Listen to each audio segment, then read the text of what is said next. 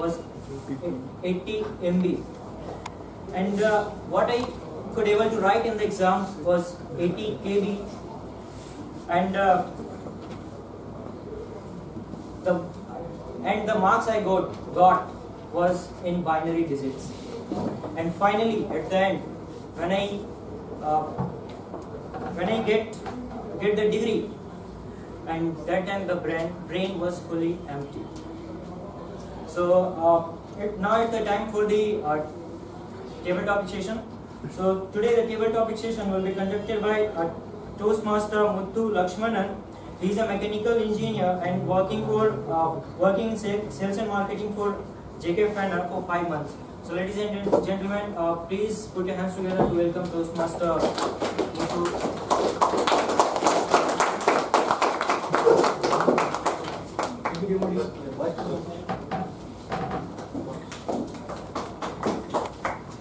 Toastmasters and guests. Now comes the T20 of Toastmasters. Here you will be on your toes and every second counts. So before we begin, I give you a short brief for the understanding of this. We invite random speakers and give impromptu topics. The speakers are encouraged to speak for 1 to 2 minutes. 1 minute is the qualifying time and 2 is the maximum time. You can use a grace period of 30 seconds and maximum time. So the theme of this session is September, the 9th month of the year. September is always a special month in our calendar. Actually, it is a month of transition from summer to winter, from gentle southwest monsoons to volatile northeast monsoon, from gloomy middle part of the year to happy ending of the year. So this is the beginning of festive season of our country. The festival mood takes off from here, hits a peak with Diwali and lands off with New Year. So the topics are built around important days of this month. If you can't connect with the topic, you can speak about the theme of the day. So today it is my pleasure to connect this session. Shall we begin? Yes. As you all know, September 5 is a Teachers' Day. We call upon the first speaker, Toastmaster Guru Prasad.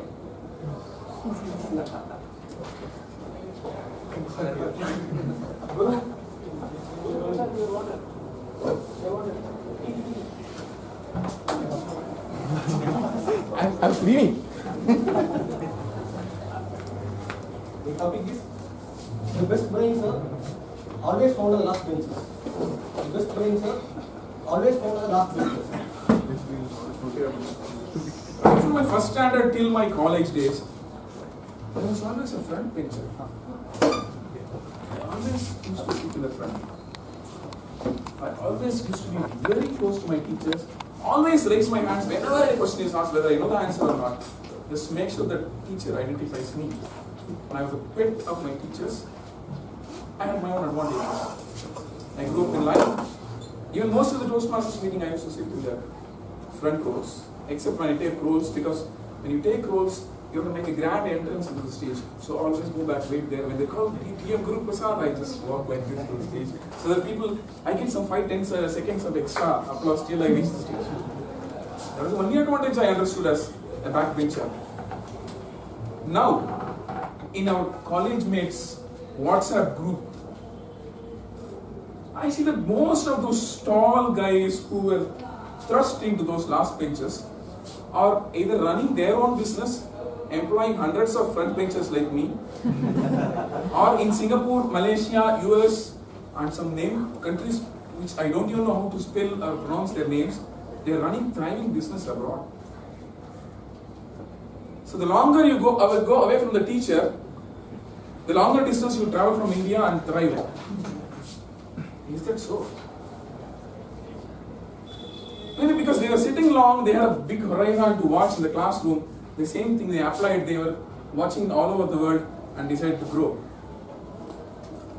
Well, I don't believe in first benches or last benches, because while I came first in one of the semester exams, the fellow sitting in the last row came second and somebody in the middle came third, and we three were most of the time sharing the 1, 2, 3 positions. I think it's a myth, first bench or last bench. It's what your perspective is, wherever you sit, on the purpose of your placement in the hall, whether it be a Toastmasters meeting at Clark College or some other lecture session or training session. I don't believe in last benches, first benches. Be wherever you are, have a perspective. Thank you very much.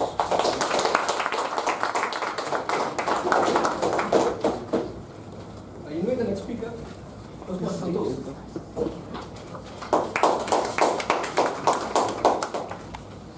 Your topic is your best teacher is your last mistake. Yes. Your best teacher is your last mistake.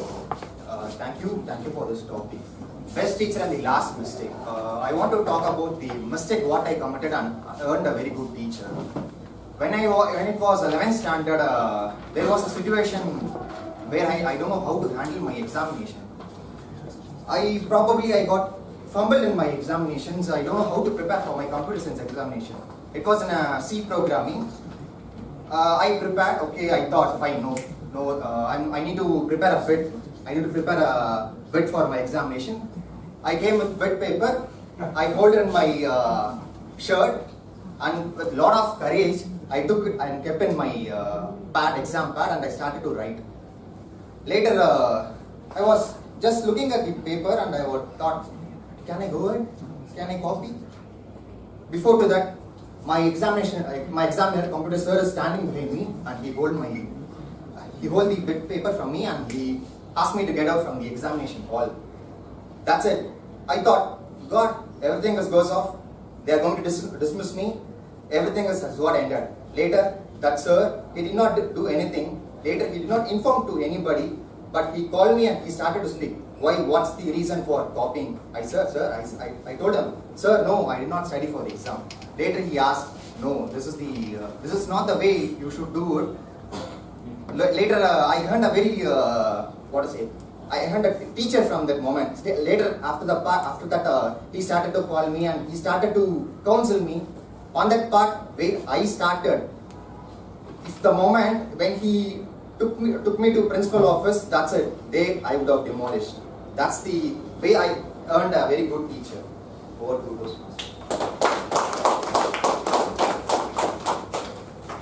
September 5 is also International Day of Charity. It was chosen to honor and recall Mother Teresa, who passed away on this day. So I invite the next speaker, Toastmaster Janani.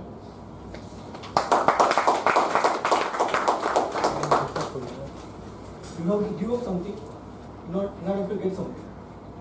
You have to give something in order to get something. Okay, I believe there are certain moments in your life where you have to give up the thing that you hold most precious to you in order for somebody you love. The thing that you hold most precious to you is your dignity. Yes, there are some times where you have to give up your dignity in order to get your friend to be happy. For example, if your friend is very sick and they're sad about something, I believe that you have to give up your dignity and try to make them laugh. Now, when I give up your dignity, I don't mean anything offensive. Just let down your guard and just do stuff that's possible to make your friend laugh. Because when someone you love is in a situation where they need your help, it's really good for you to think of them above yourself and just let loose and try to cheer them up. There's one such story of mine which happened a little while ago. It wasn't my friend, but I had gone to Andhra Mahila Sabha in order to look after some of the old people in the old age home for a sociology project. When I met the old people, some of them had been abandoned by their families. Some of them's children promised they'd visit them and they absolutely wouldn't. Then some of them were crying because they felt that they were all abandoned and alone in the world. In this situation, there were 7 of us for the sociology project, and each of us did this thing where we took one room and we promised each other we will cheer up the person in that room by doing anything, absolutely anything. One of my friends began to do a clown dance to cheer up the old lady, and she absolutely began to laugh. What I did was I began to tell horrible jokes about the modern times, which the old lady in my room did not understand. Like, have any of you heard of the Facebook meme where they say, this person is smart, this person doesn't believe in this, be like this person? I used that meme on that old lady and I told her, you are smart, you are beautiful, I'm sure you cook well, your sari is nice, be like Lakshmi, which was her name. And the old lady did not understand and stared at me for 10 minutes. But then after that, she started laughing because my expression was like this. And then I realized that I'd given up my dignity. I'd proved to an old lady I cannot speak and don't know jokes. But she laughed and it was worth it. So you have to give something to get something.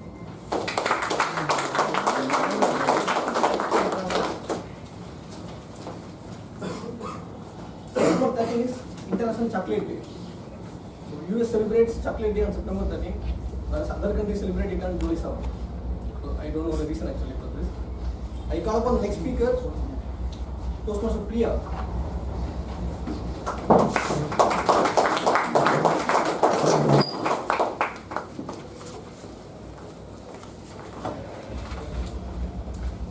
The topic is chocolate says I'm sorry, so much better than words. Chocolate says I'm sorry, so much better than words.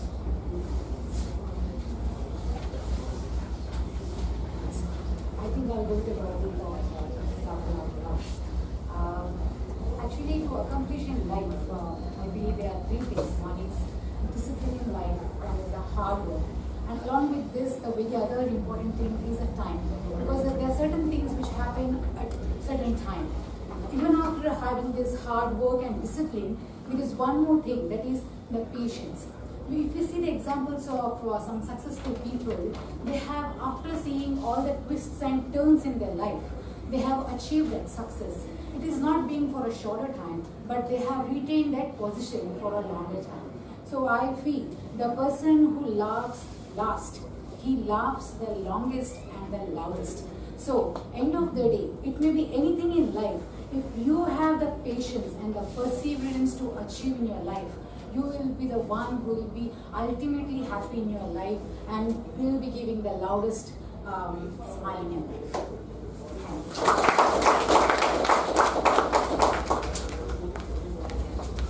September 15, the day Lehman Brothers bankrupted and triggered a financial corruption in the state. So, Free Money Day was launched in 2011 to create awareness about the role of money in society. So, on this day, people participate and share their money to strangers and encourage them to share it with other persons. So, I call upon the next speaker, Toastmaster Abhijit.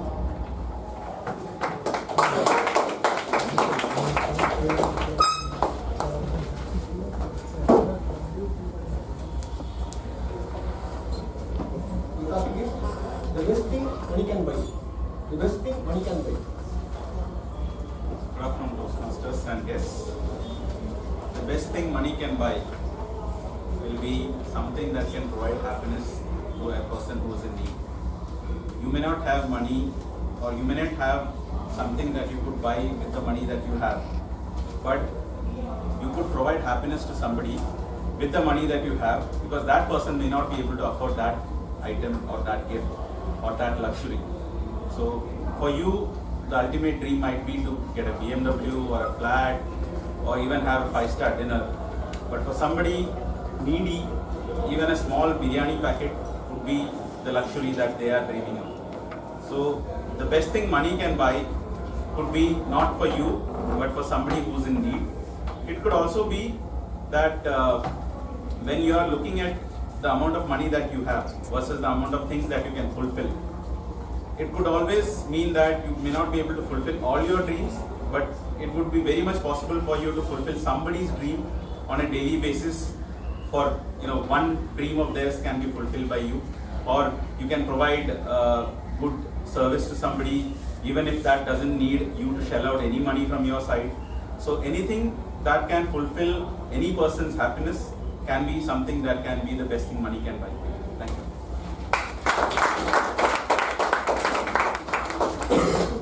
I invite the next speaker, Toastmaster Jason. You have to narrate your best and worst credit card experience. You have to narrate your best and worst credit card experience. Credit card. Generally, generally I don't like credit cards because I don't want to borrow money from any others. When you borrow money from any others, you should be able to in the position to give money back to them on time. That is very important. My worst thing in credit card using credit card, I purchased one product, but after purchasing, I used the product, but I forgot to pay back to bank money because I forgot to pay to because of my I forgot to pay money. So after 15 or 20 days, I got call from bank. You didn't pay money, and you have to pay money. Actually, I borrowed only 1,500 rupees only. They asked me to pay back 2,500 rupees because I didn't pay money on time with the fine and everything. I returned to the bank. So generally, Toastmaster, don't borrow money from any other. If you have money, if you have what you have, be happy with what you have. Don't borrow from anyone. That is my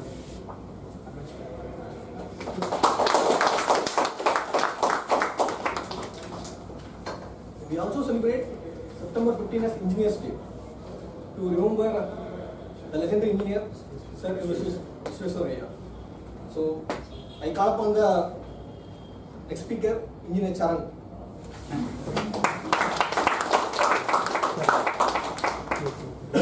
It doesn't matter how much you score, but what matters is how much your friend scores. Good evening, Toastmasters, and welcome guests.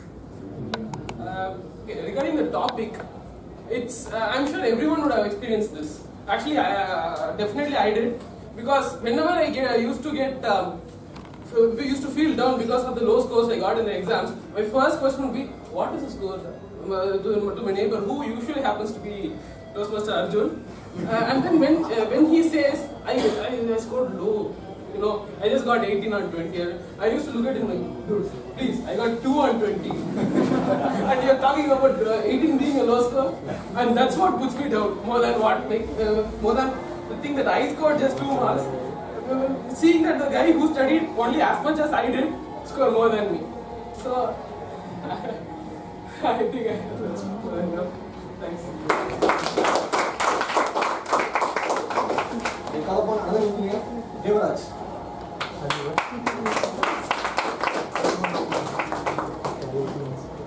The topic is, I study for minutes and take break for hours. I study for minutes and take break for hours.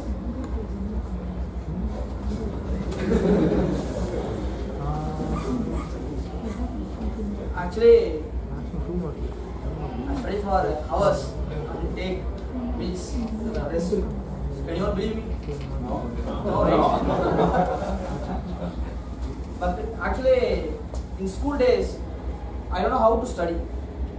I started from morning 6 o'clock to stretch till 8. I never give a small gap also. But after that, come to read some lot of books and notes. You have to take break actually. For 45 minutes once, you have to take break. Then you have to refresh your mind. You have to think something from some other habits. Then only we can easily concentrate on what we are doing. You have to take some rest. So once I went to my uncle's room. His son just carrying a book like this. I asked him, what's the book? What you are studying? He said, English. And I saw this book, he's studying social science. So he don't know what to do. So definitely we need to take the rest. We always fully studying, but we are focusing or not. That matters. When we just carry the book, that is getting into mind. So take rest. September 21 is International Peace Day. Any volunteers?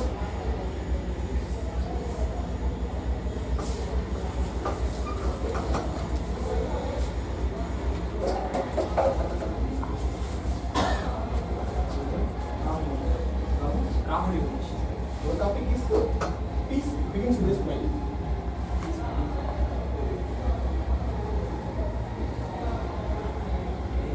Good evening, fellow Toastmasters. Myself is Rahul Ignesh, and it happened about a year ago. And I had this very special friend, and we went into this fight. So I was in very boisterous mood, like I should getting into a fight and ask her, like, what happened with you? What is very wrong? What made you to behave in a very bad way and make me infuriating with your attitude? I was like, I was preparing all these speeches in my mind, and I was ready to get into the first fight with her. So, and we decided to meet at the coffee at our college, and the time was about 5 o'clock, and I reached there by 4:45, and I was refraining on the questions I had asked to her. So, and she came by, walked very slowly, which was again making me to feel even more livid at her. And when she finally came and she saw me, and she had this mascara in her eye, and I was like staring into her eyes, and so I was about to ask the first question, and she started with a smile. So, and that's where all my high tempo of anger fell into the river of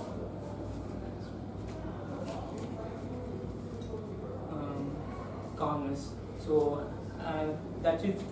I think I stick to the topic of as peace begins with a smile. So smile as much as you can possible, and you can actually make people happy.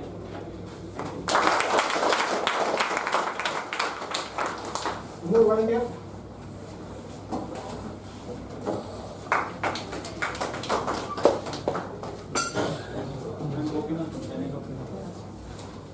It is very easy to defeat someone, but it is very hard to win someone. Good evening, Toastmasters and guests. What a boisterous session we have. Really, we laughed out loud, and so many speakers were speaking. As table topic master said, it is very easy to defeat someone. In our job, we have been given assignments from our bosses. Similar to that, I was given some assignment. I was asked to take care of a project in some particular geo. Similar to me, there are my competitors. Competitors in the sense my colleagues. They are also given some jobs. How best you do the job, thereby you get the credits. Absolutely. Then finally, increment. So we used to focus, whatever geo allotted to us, focus on the job, do the best, so that we can beat our competitors. Competitor in the sense colleague who works along with us. But how boss will play the role, In front of them, they say, these guys are asked to work on this project, but they did not focus on this project. Instead of this, they have done something else which is not necessary. To us, in front of them, how boss will play.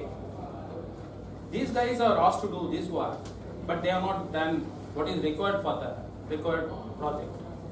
So, as an individual, I thought I can beat the competitors by doing the best, but they also, my competitors also felt they can do best by beating them. But absolutely, boss plays a neutral role, neutralizing all the efforts. Thank you. So finally, September 29 is International Coffee Day.